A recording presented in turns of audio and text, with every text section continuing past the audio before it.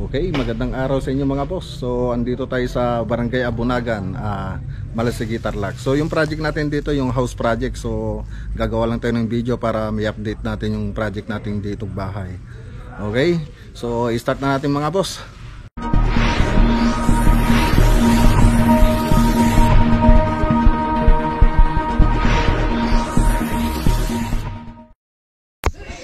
So, dito mga boss, makikita nyo rito, tsaka dun sa 3D model na makikita dyan sa screen. So malapit nang matapos itong bahay. So dito meron lang problema dito. So ipapa-repair ni engineer yan, itong may liko na yan, itong banda. So kasi punta dito sa engineer at ngayon din ako nakabalik dito. So nakita namin ito. So may mali ditong banda. So ang gagawin ng nila foreman dito, so i-repair nila yan. So may paling kasi mga boss. Okay, so, dito mga boss, punta muna natin dito sa sa may labas. So tingnan natin dito sa side yung mga natapos. So i-update lang natin dito para makita ninyo kung ano mga natapos nila ng ilang linggo. Okay, so dito sa labas, so mayroon na rin canopy rito. Nakapaglagay na rin sila ng canopy. Tapos andyan na yung na palitada na lang yung kulang dito. Tapos dito sa kabilang side, punta tayo dito sa kabilang side mga boss.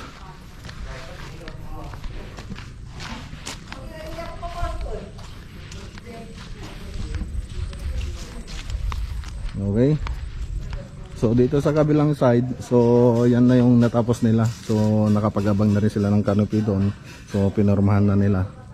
So yan. So ayun na rin yung septic tank. Tapos dito yung isang kwarto na dinagdag ng engineer. So ayan, medyo nahinto yung pag-vlog natin kasi tumawag si engineer. So yun, ituloy na natin mga boss. So yan yung itsura niya dito sa kabilang side. Okay, so dito naman sa loob, tingnan natin kung ano mga natapos. So ito yung mga natapos sa loob. So nagpapalitada na sila. So andyan yung mga kasama natin sa trabaho. So ang susunod na lang dito na gagawin yung kisame pagkatapos ng palitada. Okay, so nakapagporma na rin sila ng kusina. Ano yung kusina natin, so yung lababo. So okay na. So dito naman tayo sa kwarto. Dito sa kwarto, hindi pa sila nakapagpalitada. So ayan mga boss. So isusunod nila to. Tapos ito yung isang kwarto, yung room 2 na dinagdag ng engineer, yung dinagdagan ng space. So hindi pa rin nakapagpalitada. So pagkatapos nila sa salas, pupunta na lang sila rito mga boss. Okay, so dito sa CR. So ito yung isang CR. Tapos ito yung CR ng master bedroom. Okay, so wala pang palitada. So pati dito mga boss, wala pa rin palitada dito sa room 3. Dito sa pinakaharap na room. Okay, so yan mga boss yung natapos nila dito sa Barangay Abunagan, Panigay, Tarlac. Siyempre, magtatanong tayo rito, nasan si foreman? Ikot tayo. So mangyayari kasi dito mga boss, ito yung sa alas, tapos dining, tapos doon yung kusina. Okay, so dito tayo. Foreman, so ilan na yung naubos nating rito, hollow blocks? Kahit 2,000. 2,000 na? Tapos yung pati natin? Poso Negro na yun. Pati Poso Negro, 2,000 ng hollow blocks natin. Mahigit po. Tapos yung natin, semento? Mga 300 data yan. 300 plus sabi mo. Hindi na matandaan kasi may galing pa sa Tarlac. Tapos yung nakailang load natin ng buhangin? Marami yan sa mga nasa pati tabon 30 na yan. 30 Maliliit na naman load. kasi yung mga load nila dito. Oo. Tapos magkano yung isang load ng ano dito? Ng buhangin? Yung kuan, 800. Isang load. Yung graba, nakailang load na tayo? Naka-4 na yan. 4 na graba. So ano yung susunod natin gagawin dito, Forman, pagkatapos? Kisa may tiles. Pag natapos natin itong palitada. Sa dito sa ano. Tapos meron pa yatang additional doon sa likod. O yung dirty kitchen niya. Pwede natin puntahan. Tara, punta natin. So galing dito si engineer kanina mga boss, nag-usap kami rito. So ayun nga yung sinabi ko kanina, i-repair nila yung doon sa may harap. So ngayon sinabi niya rin sa akin na may additional na ipapagawa rito sa dirty kitchen. So saan yung ano? Ito pong lababo, hanggang doon po 6 feet. Tapos additional na 3 metro po dito. So may lababo dyan, tapos may 3 metrong additional dito mga boss. Hanggang dito. Hanggang dyan. Hanggang doon sa may pader. So yun yung additional na ipapagawa sa atin mga boss. So 3 meters yung additional, tapos ilan yung width niya, Forman? 3 by mga 5 yata yan o 6.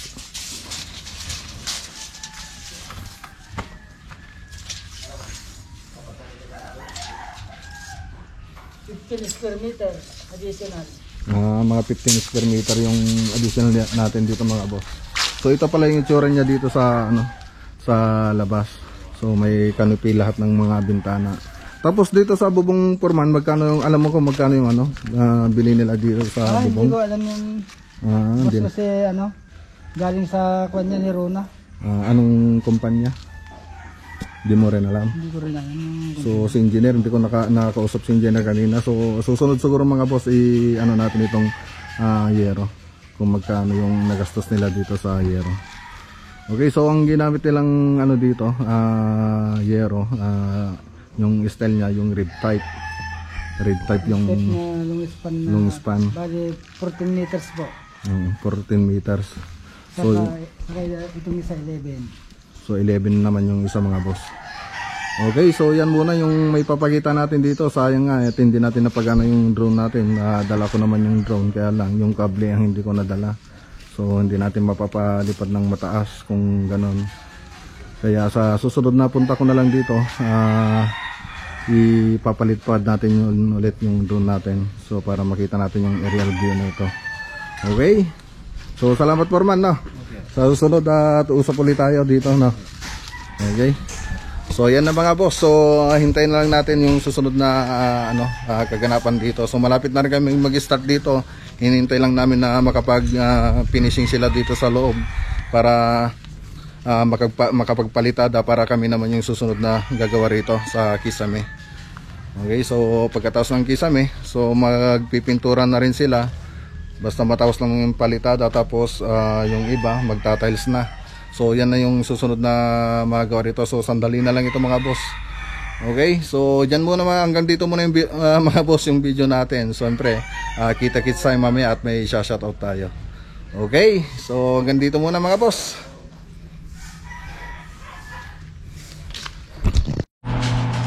Okay, alright.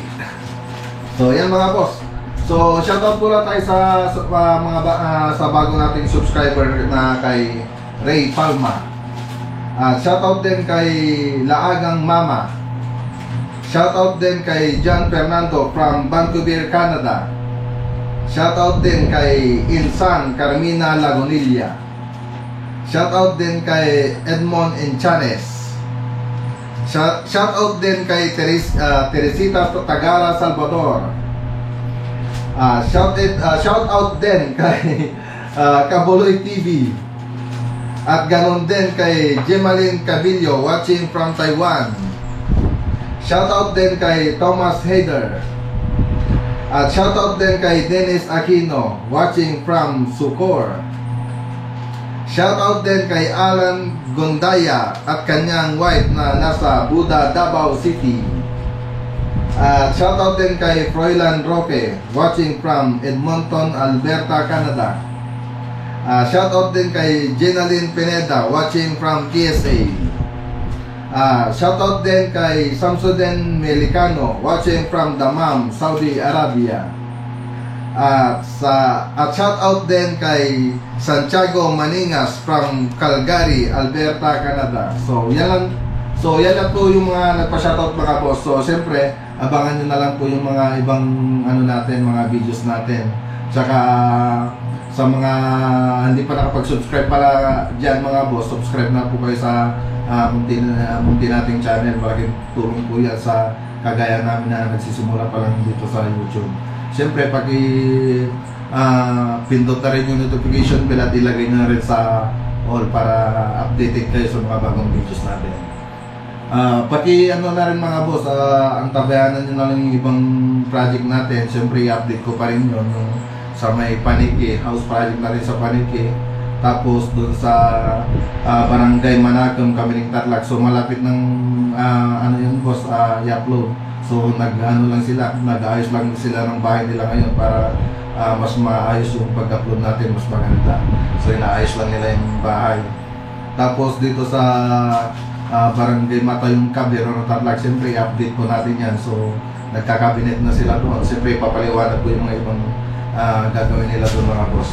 Tapos may binuksan po tayong project sa may Bayantok, Carabawan, Carabawan, Tarlac sa Bayantok. So bagong project po natin yun. Ang project po natin doon ay ceiling. So antabayanan na lang yung videos natin mga boss. Bali nakapag video na ako doon, siyempre dadagdagan ko na lang yun para medyo mahaba yung may papakita natin sa inyo. Mas marami kaming may pakita na video sa Barangay Carabawan. So yan lang mga boss. So sana nakatulong itong video natin na ito sa mga nagpapagawa ng bahay dyan at sa mga gustong gumawa ng ganitong mga projects. Siyempre load lang kayo lagi mga boss para updated kayo sa mga videos natin. So hanggang dito lang video natin mga boss. Ingat po tayo lagi at God bless.